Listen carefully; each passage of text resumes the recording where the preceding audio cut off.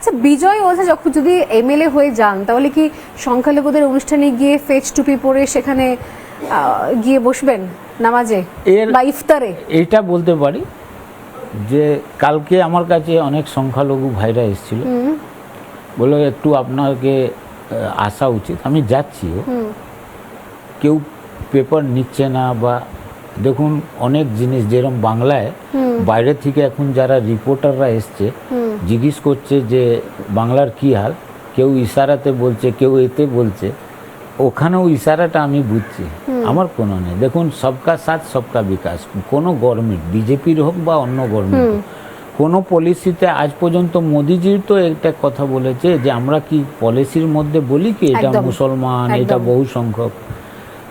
একটা জনপ্রতিনিধি হয়ে যাওয়ার পর কোনো ধর্ম থাকে না, কোনো রাজনৈতিক দলের স্ট্যাম্প থাকে না, তাহলে ও জনপ্রতিনিধি ঠিক মতন কাজ করতে পারবে।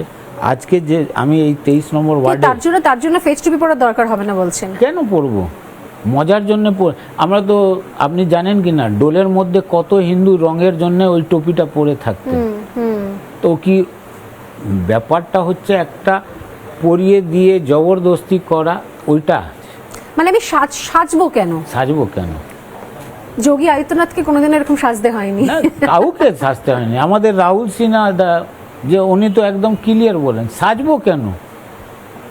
আপনি যা দিচ্ছেন, বা আমি তো আপনাকে এটা বলছি না যে আপনি এটা করুন ওইটা করুন, কেউ বললেন না। যার ধর্ম যেরম আছে মানুক।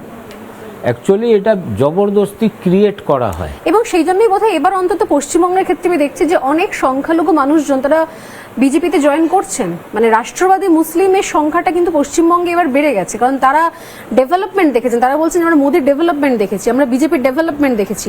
গুজরাটে কোনো মুসলিমের ওপর কোনো রকম কিছু অত্যাচার হচ্ছে না এবং সেখানকার মুসলিমরা সেখানে দিব্যি ভালো রয়েছে।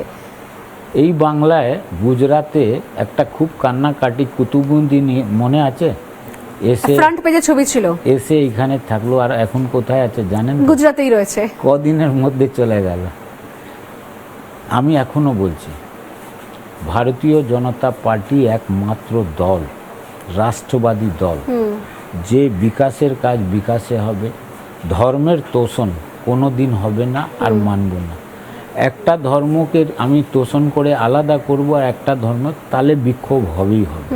আজকে যে মানুষের বিক্ষোভটা আছে এই জন্য আছে।